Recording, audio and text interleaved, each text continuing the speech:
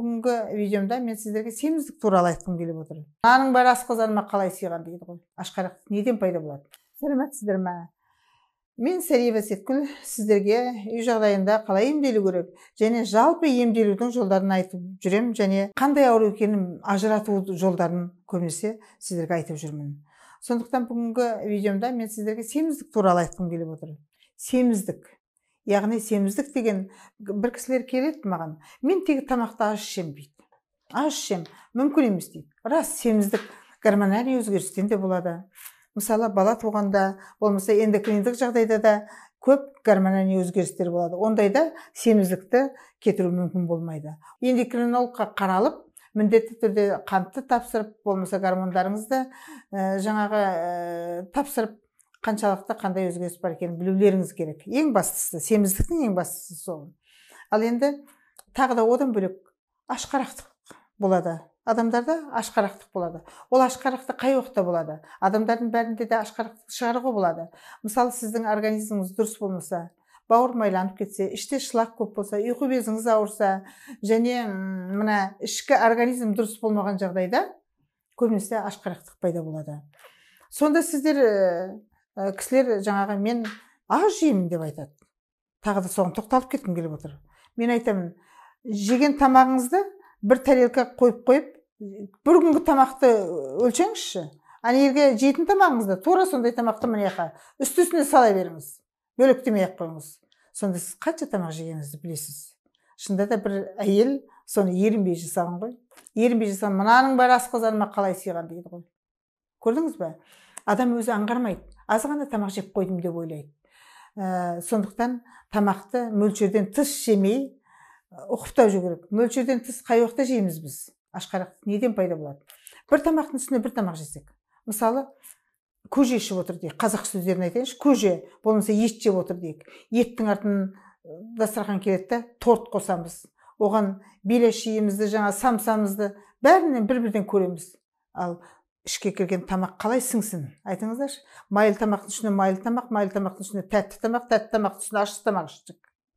Сондықтан бұлардың барлығын жеке-жеке. Сіз майлы тамақ іштіңіз ба? Ары қарата сусын, көк шайыңыз бола ма, қара шайыңыз бола ма, сондайларды ішіп, тәттіні әбден тамақ сіңгеннен кейін, мысалы, торт жегіңіз келе ме, пирог жегіңіз келе ме, бәрін бөлек-бөлек жеу керек. Бәрін араластырсаңыздар, сонда сіздердің ішкі құрылыстарыңыз бұзылады да, ішкі адамның ағзасындағы ферменттер оны қорытып үлгере алмайды. Қорытып үлгере алғаннан кейін сіз ауруға айналады. Ол іште жатқаннан кейін сіздің организміңізді ауыртпағанда не болады? Іштегі жатқан шлак. Сондықтан ол тіптен шығып та үлгермейді. Адамның микрофлорасы, мысалы, іштегі, ішектегі, асқазандағы бәрінде кәдімгі адамның ішіндегі комбайн істеу үшін сол өзінің ферменттері болады. Сонда комбайнды жақсы істете алмаймыз да, біз ауыратынымыз содан болады. Содан кейін ауырғаннан кейін жаңағы дұрыс қорыталмай қалып, көбінесе ашқарақтық пайда болатын содан. Тамақты тоймай тұратынымыз содан.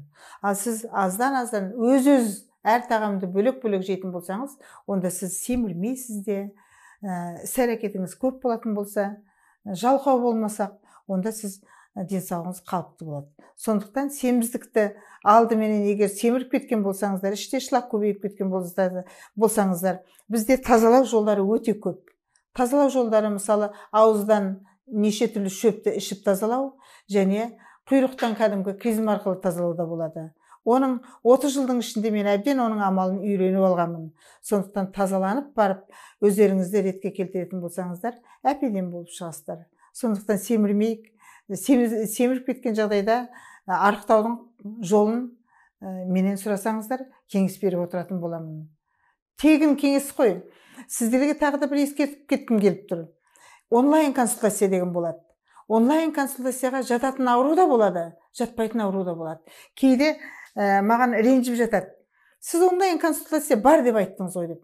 Әрине бар деп айттым. Бірақ ішкі құрылыс ауруы, ішті тазалау ауруы, жеңіл-желпі ауруларды онлайнмен емдеуге болады.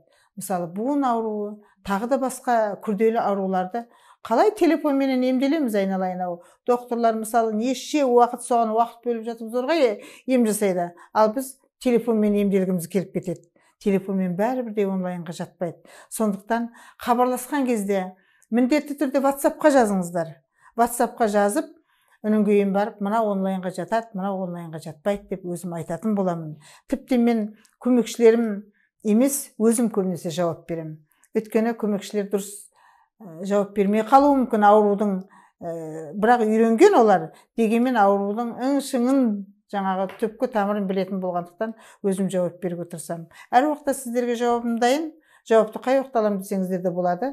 Менің каналыма жазылып, тіркеліп кетсеңіздер болады. Тіркелмесеңіздер, мысалы, бір рет мені көріп қалды, екінші таба алмай қалады. Ол тіркелісте жоқ болса, екінші таба алмай қаласыздар. Сондықтан тіркелуді ұмытпаңыздар. Мен үшін емес, тіптен өздеріңіз үшін, мына кеңес алу үшін.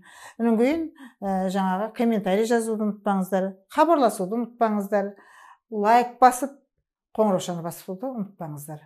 Әрқашан мен сіздермен біргемін.